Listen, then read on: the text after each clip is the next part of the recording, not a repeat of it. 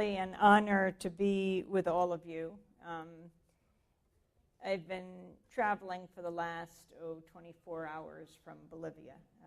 Yesterday at noon I was in Cochabamba for a remarkable gathering. And how many of you got to hear some of the coverage last week? From the People's Summit. The People's Summit on Climate Change and Rights of Mother Earth, because the UN failed in December, the Copenhagen Accord, a real collapse of the negotiations around climate change. President Evo Morales of Bolivia decided to call a People's Summit. You know, if the governments won't do it, people around the world putting pressure on their governments, counteracting the pressure of corporations, might make a difference. I'll talk more about that in a minute, but I'm really glad to be here. Wasn't sure if I would make it, not because I was in Bolivia 24 hours ago, even if I were in New York coming over the border, because of what happened last, American Thanksgiving, when folks in the United States were eating turkey. We thought we'd come north to talk turkey. We were coming Thursday night of the third week of November to Vancouver to speak at the Vancouver Public Library. Wherever we go, in most cases, we do fundraisers for local radio stations, and it's wonderful to be broadcast here, the headlines every morning at 8. But there, 3 radio stations broadcast the full hour, and so we were doing a big fundraiser for the community radio stations. And we were coming over the border from Seattle. It was a rainy night, had just enough time to make it to the talk. Driving over the border with 2 of my colleagues when we handed over our passports and the border guard pulled us over. That's routine to hand over your passports, not so much to be pulled over, and especially not to go into that big border facility, sort of like a warehouse. And the guards called me up by my first name, Amy, come up here. And when I walked to the guards, they said, "We want your notes now." I said, "Notes for what?" And they said, "For the talk tonight." Now, anyone who knows me knows I don't really speak from notes, and I said that to them. They didn't believe me. They said, "We want them now." So I went out to the car, and I brought out the book of columns. We were on a book tour at that time. And interestingly, it's called Breaking the Sound Barrier. So I brought the book out, and I gave it to the guards.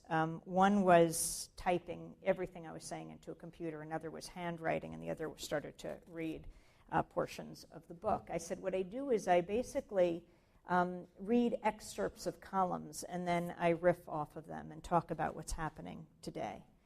They said, "What are you talking about tonight?" So I said, well, I'm going to begin actually with the last column. There's a raging debate in the United States about health care. And it's a column about, what the CBC called the greatest Canadian, based on a poll they did in 2004, Tommy Douglas, right? The premier of Saskatchewan who pioneered Medicare, pioneered single-payer health care. His major opponent in Saskatchewan, this is a time when the U.S. in the 60s was debating Medicare and Medicaid. His major opponent, interestingly, was the American Medical Association. Ours, the U.S. American Medical Association, led a, 23-day strike of Canadian doctors against Medicare. And so I'm telling this to the guards. I mean, I said you could come to the talk because it was a public talk, but if I had to give it there, I'd give the talk there. And, Tommy Douglas, when he was younger, he almost lost his leg. The doctors said, if you let us let medical students see the operation, then we will take care of you. He agreed, but he knew how important it was because he was too poor to get health care, to have health care for all. And the column that I wrote at the time was called Healthcare Reform Needs an Action Hero, because, Tommy Douglas's grandson is a famous actor, Kiefer Sutherland, right? His mother is Shirley Douglas, and his father is Donald Sutherland in the United States. I don't know if he's as famous here, but, he's the star of 24, right? He's Jack Bauer. You know Jack Bauer, the fictional rogue intelligence agent who invariably employs torture and a host of other illegal tactics to help the president fight terrorism. But terrorism is not the culprit for the more than 50 people who die a day in the United States. It's lack of adequate health care. Now, Kiefer Sutherland has come to Canada, to Alberta, and given speeches at rallies where he said private health care doesn't work. America's trying to change their system. It's too expensive to get comprehensive medical care in the U.S. Why on earth are we going to follow their system here? He said, I consider it a humanitarian issue. This is an issue about what is right and wrong, what is decent and what is not. Maybe that tortured torturer, Jack Bauer, can save the day, if only he spoke out in the United States. So anyway, that's what the last column is about. I mean, my goodness, I was coming to Canada to praise your system at the same time Sarah Palin was coming to attack it. She was not detained at the border, and I was. So they looked at me. They were not laughing like you are. And they said, what else are you talking about tonight? Well, I was going to talk about global warming. What else are you talking about tonight? I was going to talk about the global economic meltdown. What else are you talking about? I wasn't sure what the Canadian border guards were getting at, and I thought maybe this was the trigger. I said, well, I will be talking about the wars in Iraq and Afghanistan. What else are you talking about? I didn't know what they were fishing for. And I said, well, it's really like just an hour speech that about sums it up. And they said, you're denying that you're going to be talking about the Olympics? Now, anyone who knows me knows I'm not exactly a sports fan. I like to play sports. I don't really follow them that much. And frankly, I hope none of you are offended, I didn't really know which Olympics they were talking about. I said, do you mean when President Obama went to Copenhagen and tried to get the Olympics in Chicago? He said, you didn't get them there. I said, I know we didn't get them. That I know. I said, are you talking about the Rio Olympics? And so, the more incredulous I was, the more he thought I was lying. He said, I'm talking about the Vancouver Olympics. No, they were months away. It was really not on our radar screen, I'm sorry to say, or at least mine, south of the border. I said, the Vancouver Olympics? Well, I wasn't planning to talk about them until now. And he absolutely didn't believe it. He went to the car, started going through all of our notes. I was there with two colleagues when I went out to check on them because now we were hours late, right, for the talk. Thank goodness for Canadians, because ultimately they went out to get beers for a couple hours and came back, and the place was twice as crowded. I don't know how much they understood what I was saying at that point, but when I went out to check on them, they were on our computers, going through them. Very serious compromise of any reporter's rights, but it's kind of a no man's land on the border, as someone here can tell you, and he will be speaking tomorrow. Finally, they came in, brought me to a back room, took 4 photos of me, of my colleagues. They stapled control documents into our passports. I didn't know you needed a visa to come here. When I opened them, they said we had to be out of Canada within 48 hours. And so we made our way then to Vancouver. But it's a serious violation of reporters' rights to have our notes gone through, to have that kind of scrutiny. It's a threat to a democratic society. It became a top story here in Canada. CBC did a number of stories, Globe and Mail, Toronto Star. They kept on calling. And when I saw the coverage, I realized why it was an issue. I was surprised, why we hadn't heard much about what was going on in Canada in the lead up to the Olympics. But we live in a globalized world, and when it comes to getting information in the United States, we are still so insulated. But then we started to learn from the British Columbia Civil Liberties Association and other groups that the Vancouver City Council had passed laws that even if you had an anti-Olympic sign in your house could be raided. that athletes were told they couldn't speak out against corporations that were funding the Olympics. So we started to learn a lot. I don't know if I want to thank the border guards for teaching me this lesson, but of course we did come back the next Monday to democracy to do the show in New York, and we devoted the next show to the Vancouver Olympics. So when I was coming up from Bolivia yesterday and flew through Peru and then up to Toronto, I was a little bit concerned. I hoped it would be okay. I wasn't driving over the border. I was very careful. You know, I made sure at every step of the way when I came into Toronto that they checked my boarding pass, said I would be able to go through. Went up to the gate agent and said, "Is this okay?" And she said, "It's all set to go." So I lined up with everyone else, and when I came up, she said, "You're not on this flight."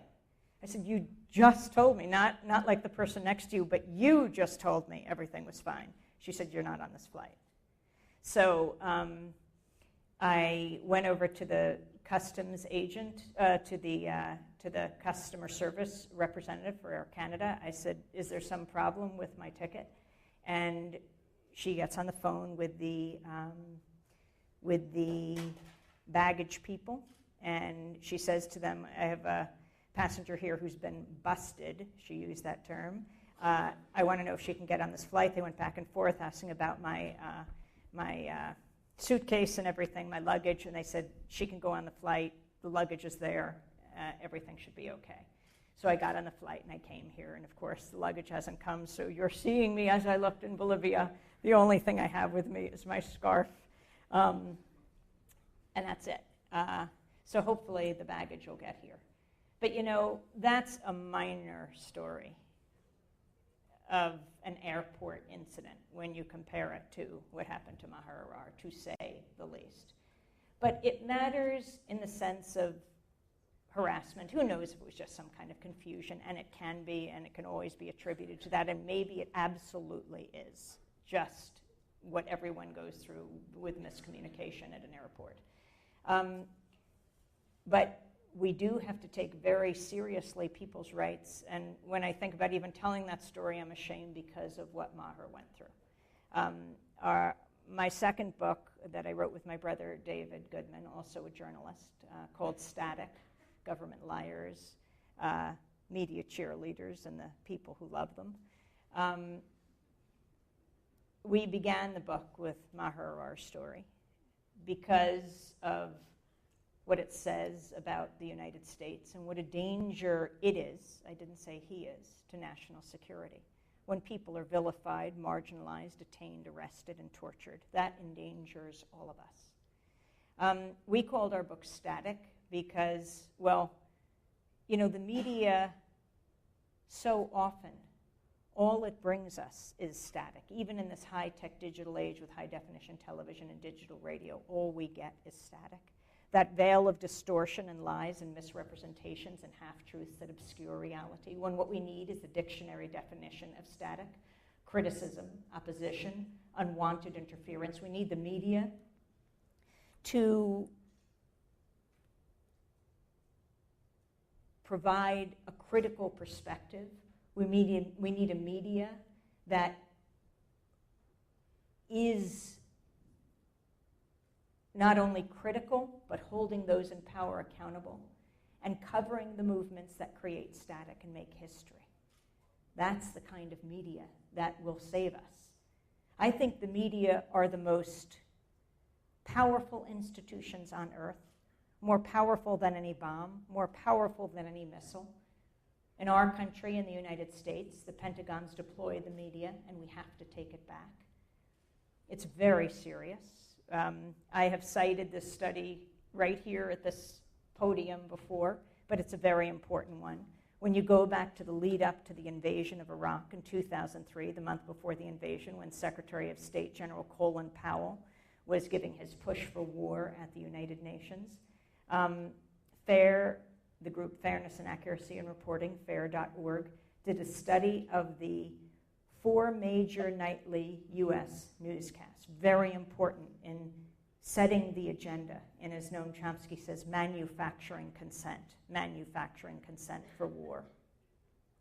They were CBS Evening News, NBC Nightly News, ABC World News Tonight, and the PBS NewsHour with Jim Lehrer. In the 2-week period, 5 weeks before the invasion, there were 393 interviews done around war. Guess how many were with anti-war leaders? 3. 3 of almost 400. That is no longer a mainstream media. That's an extreme media beating the drums for war. Because those who are opposed to war and those who are opposed to torture are not a fringe minority, not even a silent majority, but the silenced majority, silenced by the corporate media, which is why we have to take it back. Now, in breaking the sound barrier, the first column is about the famous painting, the Guernica. You know that painting by Pablo Picasso. He did it when the Spanish town of Guernica was bombed during the Franco years. He was in Paris. He was so horrified by what happened that he, in a 3-week frenzy where he didn't sleep, he painted his most famous painting that depicted the horrors of war and the agony and the pain of the faces of the people and the animals of Guernica. It has become the leading anti-war painting, a symbol of war as suffering. And he said it could not go and be shown in Spain until Franco left, so it traveled the world, but he was afraid it would get destroyed. And so he had Parisian weavers weave 3 identical tapestries of the painting. And one of them, for the last quarter of a century, has hung outside the UN Security Council at the United Nations. It just, in the last few weeks, was taken away for renovations of the UN. But at the time of the US invasion of Iraq, yes, it was there. It was displayed there. And it wasn't lost on the US and UN representatives. And so as General Colin Powell was giving his push for war at the UN, they shrouded the tapestry. They covered it with a blue curtain. And that's our job as journalists, is to pull the curtain back and show the realities of war. I think that's what all of you do when you work at Amnesty International. Show the realities of what's happening on the ground. People don't have to agree with every stand that you take. But to get the information out, that is what's critical.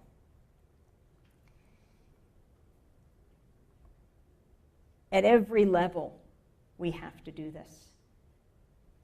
In Bolivia, at the World People's Summit on Climate Change and Rights of Mother Earth, Pachamama is the indigenous term used for Mother Earth. 15,000 people gathered in what could be a more significant place to have this summit than in Bolivia, the small Andean nation of 10,000, this landlocked nation whose glaciers are melting.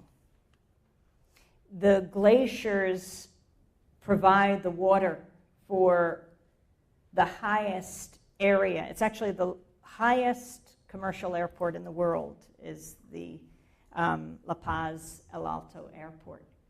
And they are the reservoir, the bank for the water of the largest urban area of Bolivia. And they are melting, and it's not because of what people in Bolivia are doing, but the people in the north are doing, what we are doing in the countries of the greatest greenhouse gas emissions. And so some of the resolutions that came out of this climate summit of some 15,000 people, it was convened by President Morales, was a climate justice tribunal. The idea of holding those who are the biggest polluters, those countries and corporations, accountable, responsible. The whole notion of climate debt and the idea that we live in a globalized world. We are committed to each other. What we do affects others. How we live affects others.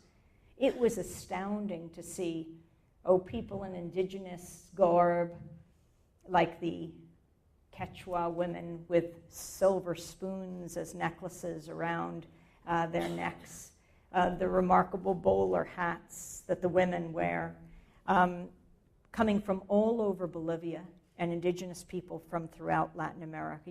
If those in power aren't going to do it, and the UK Environment Minister called Morales's environmentalism, he called it the Watermelon Summit, the idea of being green on the outside and red on the inside.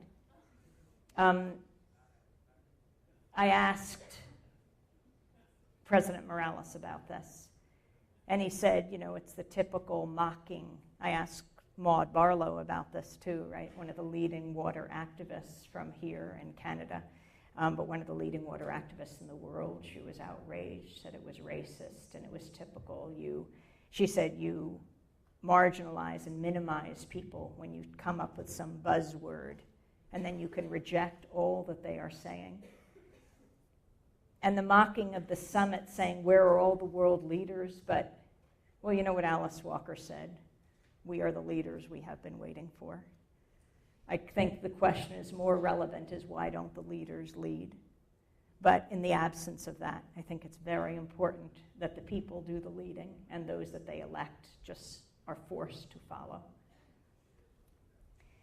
I want to talk a little about what happened when President Obama was elected. It's interesting, we spent the last hour of our show on Friday interviewing President Morales. And when I asked about the U.S. policies towards Bolivia, you know what happened after the Copenhagen summit? Countries like Bolivia, Ecuador would not sign on to the accord because they felt if it's not going to be binding, it's not going to save them. And so the United States cut off millions of dollars of aid to these countries, some of that aid going to climate change projects in Bolivia and Ecuador. When the Ecuadorian foreign minister spoke at the Earth Day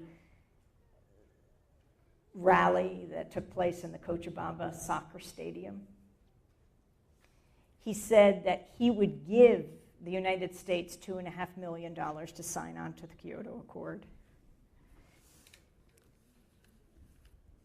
President Morales, responding to the cutoff of aid, asking, what is democracy here? If you don't agree, then you are punished. They try to railroad you into changing your position. These are poor nations. They need all the help that they can get. And he said, how can it be that this black president is disrespecting the first African-American president of the United States, is discriminating against the first indigenous president of Bolivia? It's remarkable in both cases when you look at the legacy and the past for Evo Morales in Bolivia and for President Obama in the United States. The summit came on the 10th anniversary of the water wars. How many of you know about the water wars of Cochabamba? An amazing story. I do a column every week, and your local newspapers can run the column. I think Maher Arar is going to be running the column in his new magazine online, and I hope people go to that magazine called Prism magazine. And by the way, a big shout out to those who are watching at Prism Magazine and at livestream.com/Prism Magazine. But we wrote about Cochabamba and the water wars this week from Bolivia. I write the column with Dennis Moynihan. He edits every column, and as he did the book. Here in the small Andean nation of 10 million people, the glaciers are melting, threatening the water supply of the largest urban area in the country. Bolivian President Evo Morales calls Cochabamba the heart of Bolivia. It was here 10 years ago this month that, as one observer put it, the first rebellion of the 21st century took place. In what was dubbed the Water Wars, people from around Bolivia converged on Cochabamba to overturn the privatization of the public water system.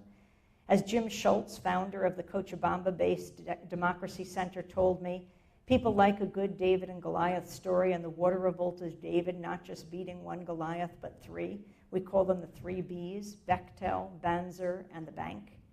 The World Bank, Schultz explained, coerced the Bolivian government under President Hugo Banzer, who had ruled as a dictator in the 70s, to privatize Cochabamba's water system. The multinational corporation Bechtel, the sole bidder, took control of the public water system. Well, last Sunday, I walked around the Plaza Principal in central Cochabamba with Marcela Oliveira, who was out on the streets 10 years ago. I asked her about the movement's original banner hanging for the anniversary that reads in Spanish, El agua es nuestra, carajo. The water is ours, damn it. That's what they put up 10 years ago, hanging over the factory workers building that faced the mayor's office that was enforcing the privatization. Bechtel was jacking up water rates. The first to notice were the farmers dependent on irrigation. They appealed for support from the urban factory workers. Oscar Oliveira, Marcela's brother, was their leader. He proclaimed at one of their rallies, if the government doesn't want the water company to leave the country, the people will throw them out. Marcela recounted, on the 4th of February, 10 years ago, in 2000, we called the people to a mobilization here. We call it La Toma de la Plaza, the takeover of the plaza. It was going to be the meeting of the people from the fields, meeting from the people with the cities, all getting together here at one time. The government said that wasn't going to be allowed to happen. Several days before this was going to happen, they sent policemen in cars and on motorcycles that were surrounding the city trying to scare the people. And the actual day of the mobilization, they didn't let the people walk even 10 meters, and they started to shoot them with gas. Cochabamba was shut down by the coalition of farmers, factory workers, and coca growers, known as the Cocaleros. Unrest and strikes spread to other cities. During a military crackdown and state of emergency declared by then-President Banzer, 17-year-old Victor Hugo Daza was shot in the face and killed. Amidst the public furor, Bechtel fled the city, and its contract with the Bolivian government was canceled.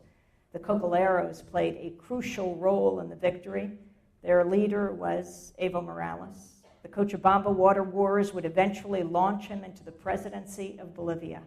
At the United Nations Climate Summit in Copenhagen, he called for the most rigorous action on climate change. After the summit, Bolivia refused to support the U.S.-brokered non-binding Copenhagen Accord. Bolivia's ambassador to the UN, Pablo Solon, told me that as a result, quote, we were notified by the media that the U.S. was cutting off the $3 million. Instead of taking U.S. aid money for climate change, Bolivia is taking a leadership role in helping organize civil society and governments globally with one goal: to alter the course of the next UN climate summit, which is set for Cancun, Mexico in December, and you can be sure Democracy Now! Will be there to cover that summit, which is why more than 15,000 people from more than 120 countries gathered in Cochabamba this week of Earth Day, at the People's World Conference on Climate Change. Evo Morales called for the gathering to give the poor and the global south an opportunity to respond to the failed climate talks in Copenhagen. Ambassador Solon is an interesting man, Pablo Solon. His father, the most famous muralist of Bolivia. His brother was disappeared during the Banzer regime. He's the only Bolivian ambassador to the United States. Though he is the one to the UN, the Bolivian ambassador to the United States was expelled by the U.S. recently because Bolivia expelled the U.S. ambassador after an uprising in Santa Cruz of business leaders against Evo Morales. And on the eve of this uprising, Philip Goldberg, the U.S. ambassador to Bolivia, went to Santa Cruz and met with them. And Evo Morales said he was interfering with local affairs and threw him out. Ambassador Solon explained the reasoning behind the People's Summit. He said, people are asking me how this is coming from a small country like Bolivia. He said, I'm the ambassador to the UN. I know this institution. If there's no pressure from civilian society, change will not come from the UN. The other pressure on governments comes from transnational corporations. In order to counteract that, we need to develop a voice from the grassroots. And we need a media that covers those voices, that gives voice to those on the ground all over the world. Unfortunately, the corporate media works the other way around, giving voice to those in power and marginalizing everyone else. But they are marginalizing the majority of people. And that's why we have to take back the media.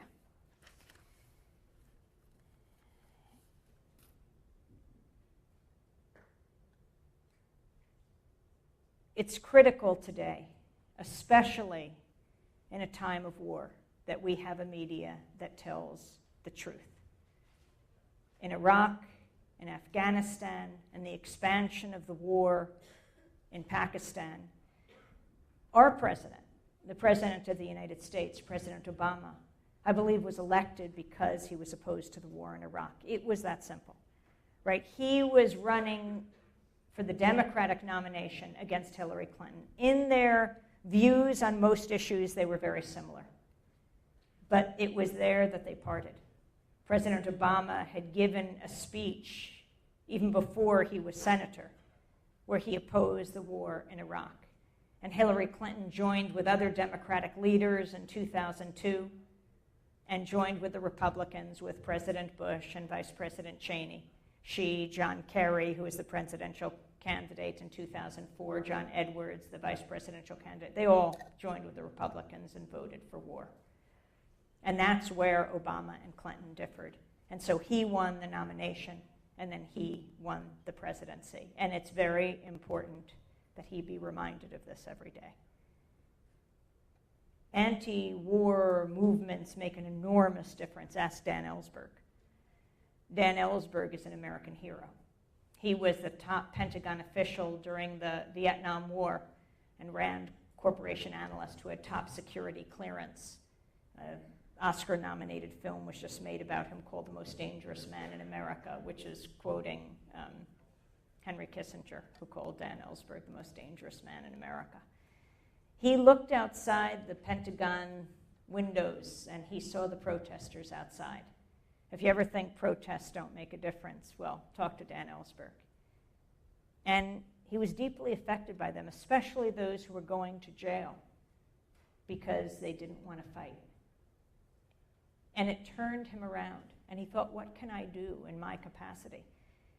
And he thought, oh my God, he has the keys to the bank, well, actually to the safe that was behind him.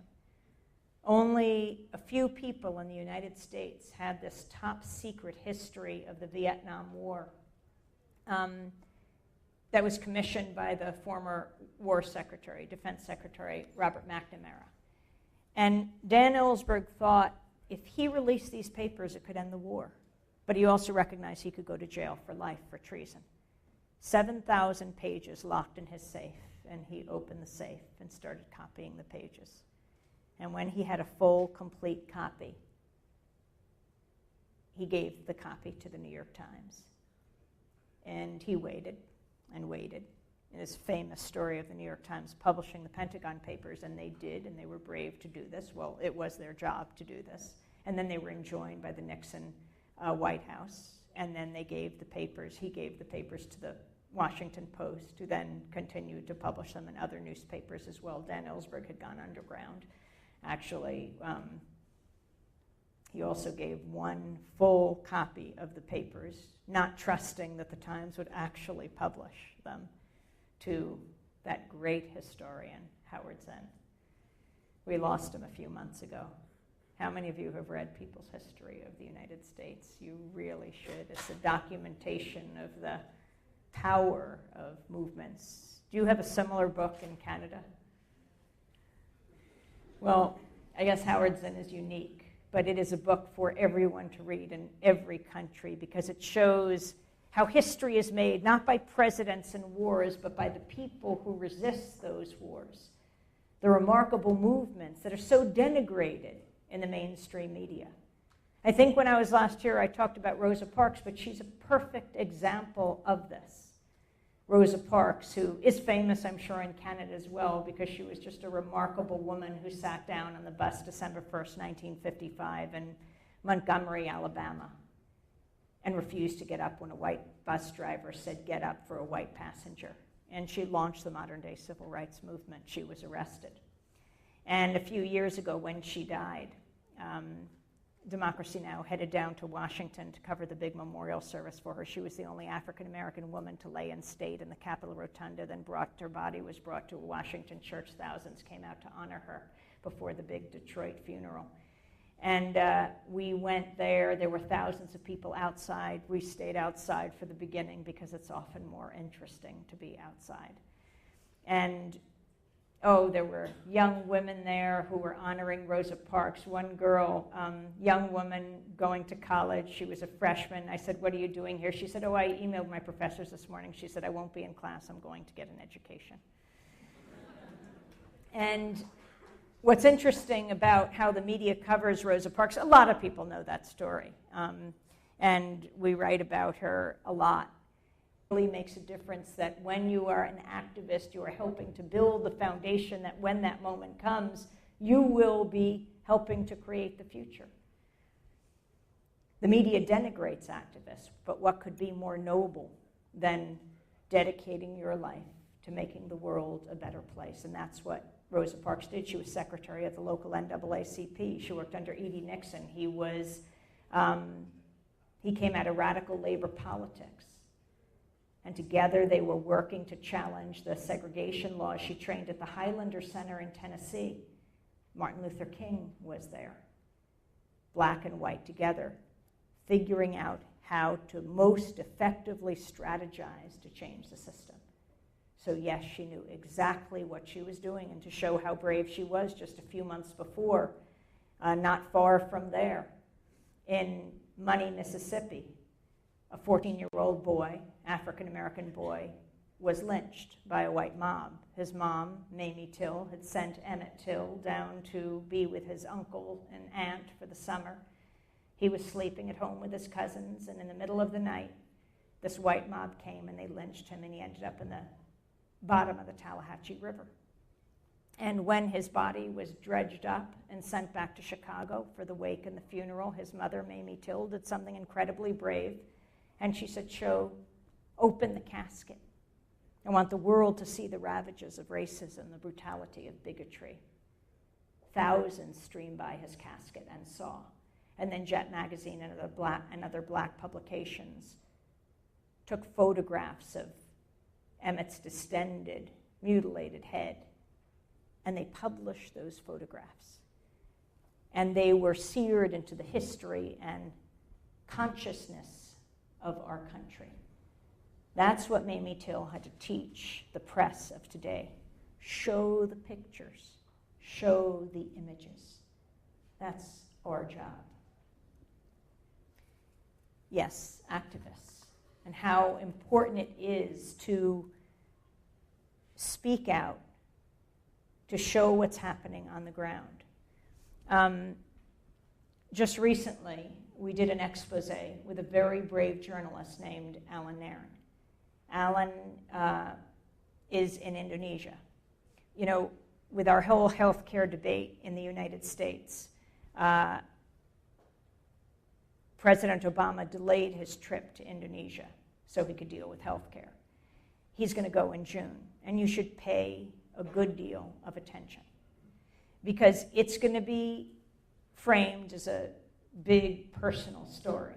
Because, you know, President Obama was born in Hawaii, but he was raised during his elementary school years in Indonesia, because his mother married an Indonesian student at the University of Hawaii, and they had his sister May, and the whole family moved to Indonesia. And then Barack Obama was sent back to live with his grandparents in Hawaii, where he went to high school. Then he went to college in California and to Columbia, where he graduated, and then went on to Harvard Law School, where he was the first black editor of the Harvard Law Review. But that time he spent in Indonesia, there are statues of him all over. And this is going to be a very big deal, and that's how it's going to be talked about. But behind the scenes, what President Obama is doing, what the White House is doing, in a fierce battle actually with Congress, is trying to restore military aid to the feared Indonesian military and the brutal Kopassus, this unit within the military. And Alan Nairn, who knows well the brutality of the Indonesian military, has just exposed on Democracy Now! And alannairn.com, ALLANNAIRN.com, on his blog, that in the last year, the Indonesian military has been engaged in a series of assassinations of political activists in Aceh. Now, President Obama knows absolutely clearly the history of the Indonesian military. He knows the history of Indonesia well. He talks about it in Dreams of My Father, a very riveting book. And he uses terms that no other president has used to describe what's happened in Indonesia, terms like massacre and genocide. You know the history of Indonesia, 1965, when Suharto rose to power, one of the longest reigning dictators in the world. He killed about 500,000 to 1 million Indonesians. And then in 1975 invaded East Timor, a country they had no claim on. And 90% of their funding came from the United States, and then Indonesia landed in East Timor, 300 miles above Australia, by land, by air, and by sea, and commenced one of the great slaughters of the 20th century. A third of the population was killed between 1975 and 1999. That's Suharto. And while he was forced out, his military continues, and that's what Alan has shown. And so he exposed the story. I don't know how much attention it got in Canada. In the United States, it didn't get much. In Indonesia, it's the top story. There are two top stories. Another is about the corruption of a top leader, and the other is about this series of killings. It's very interesting to see how a story comes out in a repressive regime. He's done amazing reporting in Latin America during the 1980s and 1990s. He exposed the G2 in Guatemala, the killing in the Northwest Highlands. And when he exposed the G2 and the New Republic and the U.S. training of Salvadoran death squads in the Progressive magazine, well, when he did the G2 in Guatemala, the way the Guatemalan journalists, and so often the local journalists, are so brave and bear the brunt of government repression, they could not tell the story themselves, though they knew that the G2 was at the heart of the Guatemalan repression, this intelligence unit within the military. But they could cover it if a Western reporter exposed it, and then they could just talk about, there's a story that a Western journalist is talking about. It might get into the gossip pages. When Alan went on Guatemalan television to start naming names of the Guatemalan military, they pulled the plug on the TV station for the whole time that he read the names, and then it came back on a minute later. I'm telling that story about Guatemala in the 1980s to talk about how Indonesian journalists are covering this story today, which they want to cover. You know, journalists really do try to seek out the truth. Many go in for the very right reasons of being essential citizens of their country, exposing, holding those in power accountable. And so they can do it if they can talk about an American journalist who's exposing this story. But the question is, can they go beyond saying an American journalist has just exposed a story and actually tell the facts of the story? And Alan was invited on the main Indonesian television network just 3 weeks ago. And when he started naming the names of the generals and others involved in Kopassus and the Indonesian military, suddenly he was taken off the air. He was told he'd be on for half an hour. Within 2 minutes, he was taken off, and the producer picked up the phone because he was speaking on TV, but on telephone. And she said, "I'm sorry, there's just been a policy handed down." And he said, "And what is that policy?" She said, "I'm not sure, but it means you're not going to be on anymore." And then another television network tried to tell the story and invited Alan to be on, and the Kopassus commander, the person in charge of this feared military unit, said he could not be on unless the commander was on as well. And so the network invited the commander on as well. He said, "Absolutely not." And that killed the story. But at the same time, the Indonesian military has said they're going to arrest Alan for impugning the name, the good name of the military. And Alan has welcomed the arrest, said, "Come arrest me, and let's bring out the facts in an open court." He's very brave. He knows the power and the brutality of the military. in 1991, Alan and I went to East Timor to cover the Indonesian military's occupation of East Timor. At that time, the Indonesian military had been occupying East Timor for 17 years. They closed the country to the outside world and just slaughtered the people of Timor. A third of the population wiped out. And we got in 1990 and 1991. It was true hell on earth, Every portion of that country was occupied. And in 1991, in October, we went because for the first time, the UN was going to send a delegation that was going to investigate the human rights situation. And this was a great hope for the people of Timor. And they were dropping out of work and school, and they were leaving their homes to go into the Catholic churches. It's a Catholic country, to take refuge so that they could speak to the delegation when it came. And everywhere we heard the same story when we went. If they were told by the Indonesian military if they spoke to the delegation, they would be killed, their families would be killed to the 7th generation. That's what Bishop Bello told us, who later won the Nobel Peace Prize. And the day we arrived, we went to the main Catholic church in Dili, and the women were crying, they were wailing, and we didn't know if it was the standard sorrow of East Timor or if something had actually happened. And we learned right after the Mass that the Indonesian military had surrounded the church and killed a young man inside who'd taken refuge there named Sebastian Gomez, and the blood was still wet on the church steps outside. And so the next day they held a funeral for him, and 1,000 people came out. They didn't know Sebastian, but they knew that the sanctity of their church had been violated. This was a land where there was no freedom of speech, no freedom of assembly, no freedom of press. And yet 1,000 people marched to the cemetery following Sebastian's family, holding his coffin up, and then they buried him, and the people were exhilarated, but they were terrified because there had never been this kind of mass assemblage before. And then 2 weeks later, when we learned that the delegation would not come, and the people in all these churches would not be protected. They would only be protected when a delegation came, and they could talk under their protection. And now they were exposed because they had dropped out of work and home and school, and they were in these churches. How were they going to leave? And so we learned that there would be a procession, a 2-week procession, remembering that first march of the funeral. And 1,000 people came out to the church. It was November 12th, 1991. It was 6 in the morning. They went to Mass. The priest gave communion. And then the young people took banners they had written on bed sheets out of their Catholic school blouses. And they said things like, "Why the Indonesian military shoot our church?" And they appealed to President Bush, George H.W. Bush at the time, and the United Nations, someone to do something about the slaughter of Timor. And they marched, and thousands more joined as they marched through this geography of pain that was Dili, the capital of East Timor. Every other building, a police barracks or an Indonesian military compound where Timorese were tortured, or Indonesian officials' homes, generals' homes where Timorese women were raped and forced to bear their rapist children, or Timorese or Indonesian hotels where Timorese were held at the back, imprisoned. And they marched through this geography of pain to the cemetery.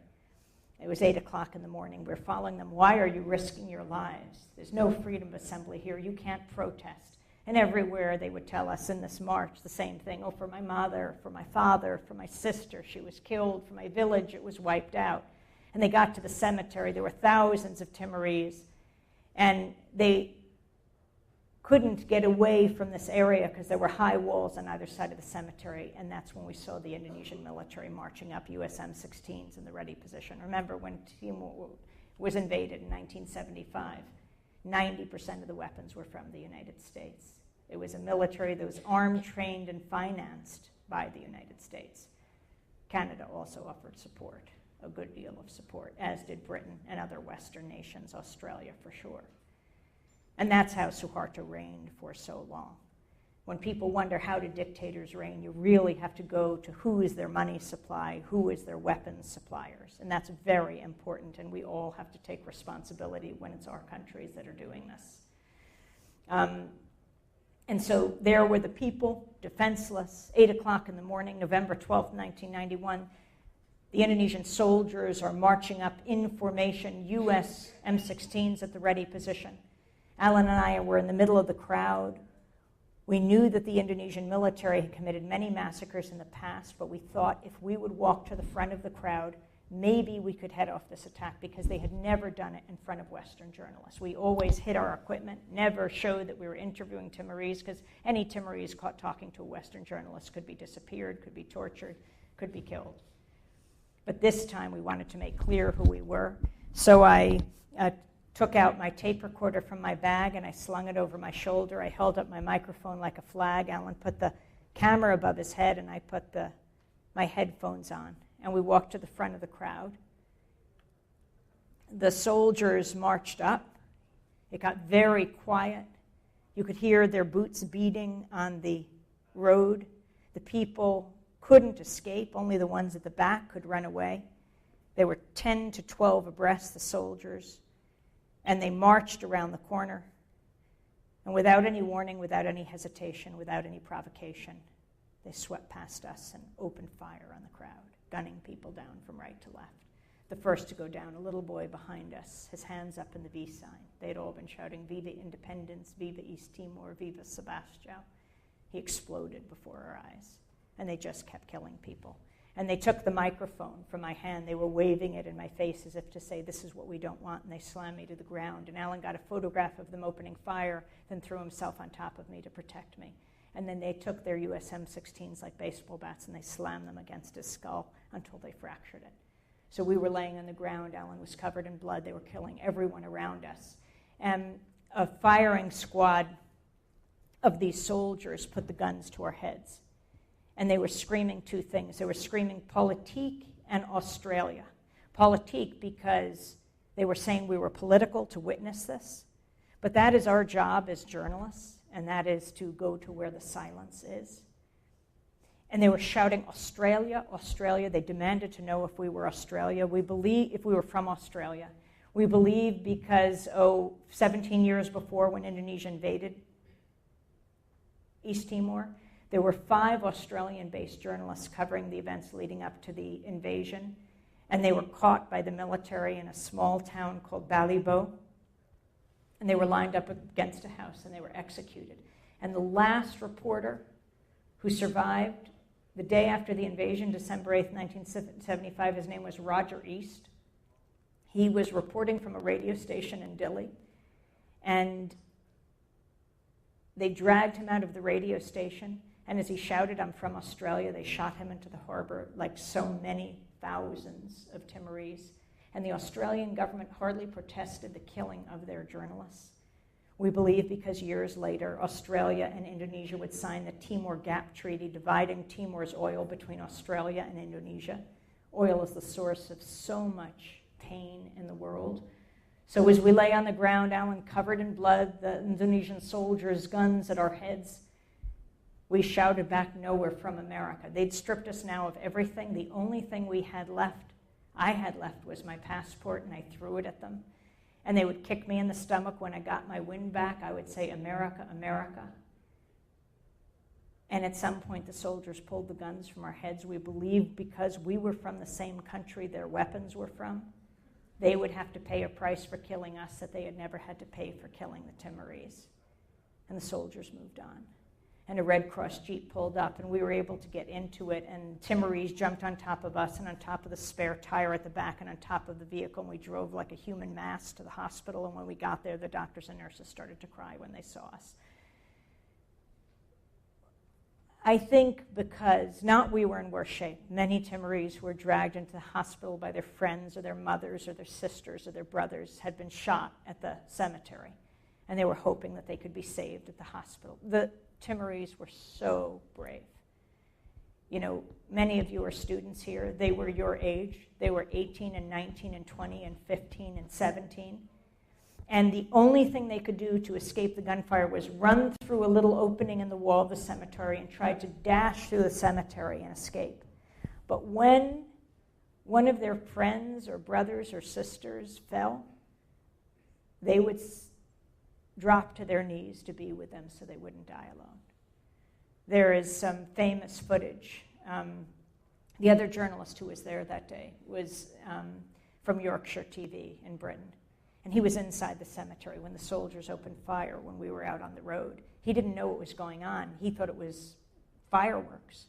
And then he realized when people were running through bloodied that it was actually gunfire. And so he started filming, and every few minutes he would put a videotape, bury it in a grave, because he knew that if he were caught, that he wanted this footage to get out. And that's the footage he shows of a young man who falls down. His guts are blown out. And his friend stops and holds him. And he picks up his shirt and he says to Max Stahl, who did the film, "Show this to the world." And he wouldn't leave his friend. He didn't want him to die alone.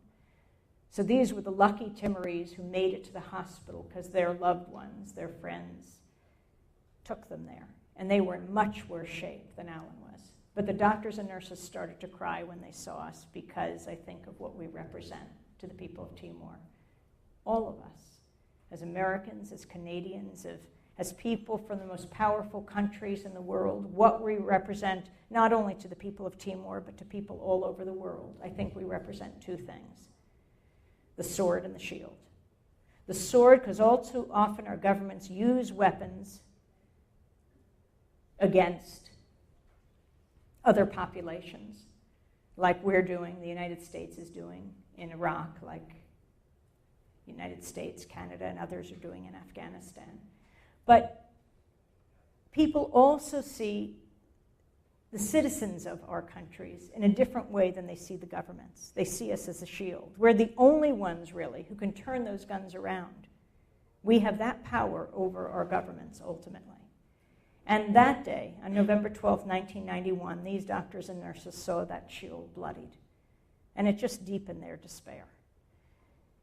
We thought the Indonesian military would raid the hospital. And so we went into two places of hiding. We went to the bishop's compound, Bishop Bello, and he helped clean up Alan a little bit so we could get to the airport. His head was just a bathing cap of blood, but underneath his hair. And so if we could just clean it enough to get to the airport and somehow, without them noticing that we were hurt, get on the only plane that was going out that day at 1 o'clock in the afternoon. So the bishop gave Alan a new shirt. He was covered in blood. And I took Alan's shirt and I put it around my skirt and I wrapped it under a towel that the bishop gave me, because I knew that they would deny that a massacre had taken place. Hundreds of people were killed that day, over 271 people, and it wasn't one of the larger massacres in Timor. But how could they deny something happened to these two Westerners? So at least they'd have to explain that. But we had to have some evidence. We had someone go out and take 18 pictures of us. And I took the film and I hid it. And we went to the airport, and all the institutions were military occupied, so the military ran the airport. The place had been closed down. All of Dili was closed down with the Indonesian soldiers going through the streets, and you could hear gunfire in different places from the soldiers. We got to the airport, and we went to the counter. Remember, they'd stripped us of everything. We couldn't go back to the hotel. They'd surrounded the hotel, so we went into the airport, and we just said, "We have to leave now. We need to get on this plane. We'll be back."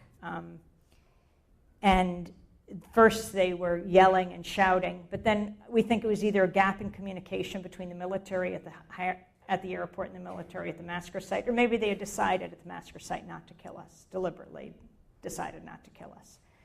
And they now just wanted us out of the country. Whichever, they ultimately let us get onto this plane.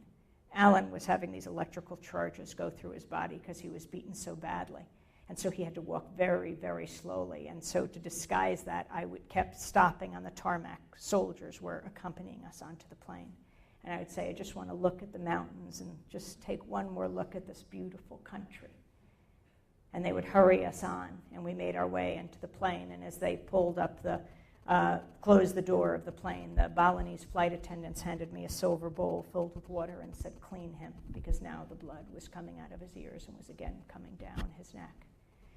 And we made it to West Timor and then to Bali, considered a paradise on earth, but actually heavily surveilled by the Indonesian military. And there we were able to make that call to the West, say a massacre has taken place. We knew we couldn't stop the killing, obviously, in Timor. So if we could get out and the outside world would put pressure on what was happening inside. And as Alan made the call from the airport in Bali, I took the towel and I was wiping the phone off because each time he spoke on the phone would be covered in blood. And we made the call, got on the plane, flew to the United States, held a press conference at the National Press Club to talk about the fact that it wasn't just Indonesian soldiers, it was Indonesian soldiers armed with our weapons, armed with US M16s. It was the first time in 17 years that the network news talked about the killing, the genocide in Timor. Walter Cronkite mentioned it the day after the invasion in 1975, and then the day of the massacre. 17 years. It was a genocide proportionally greater than the one in Cambodia. And yet everyone in the United States had heard of Pol Pot and what he was doing to his own people. But Pol Pot was an enemy of the United States. And so the president, the Secretary of State, would often criticize Pol Pot, and the U.S. media would cover it. But when those committing the slaughter are friends of a powerful country like the United States, the media hardly covered it. It takes a drumbeat kind of coverage to have it sink into the consciousness of people. That's why your work is so important in Amnesty International. It's trying to create that drumbeat, to force the media to pay attention, because people care. People are compassionate. I mean, I've always said, when it comes to war, when it comes to the war in Iraq, when it comes to the war in Afghanistan, if the media for just 1 week would show the images of war, for just 1 week, you know, the top of the fold of every surviving newspaper, photographs and stories, the top of every network newscast, across the day, across the week. For just 1 week, they showed the babies dead on the ground. They showed the women with their legs blown off by cluster bombs from Iraq to Pakistan to Afghanistan. They showed the soldiers dead and dying for just 1 week. Americans, Canadians, people from these powerful Western countries are compassionate. They would say, no, war is not the answer to conflict in the 21st century. It's our job to ensure that the images, that the facts are out there, and then let people make up their minds. And so we now move to today. It's more than a quarter of a century after the invasion of Timor. It's, 19 years after the massacre that took place, November 12, 1991. 8 years later, in 1999, the people of East Timor got to vote for their freedom, a UN-sponsored referendum, and they overwhelmingly voted for the Indonesian military to get out. And as they voted for their freedom, the Indonesian military, in a sadistic goodbye operation to the people of East Timor, burned the country to the ground. Just in that voting period, they killed over 1,000 Timorese. We had been banned from returning to Indonesia and East Timor. I had tried to get in for the vote, and the Indonesian military caught me twice and deported me. Alan did get in. He was the last Western journalist out. He was, he was forced out. He was arrested by the Indonesian military. And he reported on Democracy Now! You should go to democracynow.org, and it's just amazing reportage over this week that he's in jail, redefining cell phone. As every day he reported what was going on. Then the UN took over Timor, and in 2002, the people of East Timor ushered in their new country, the newest nation in the world. And I was able to get in through Australia for that moment, May 20th, 2002, and it was just an unbelievable moment. 100,000 people gathered just outside Dili in a place called Tasitolo, the sandy plain. Then it was Kofi Annan, who was Secretary General.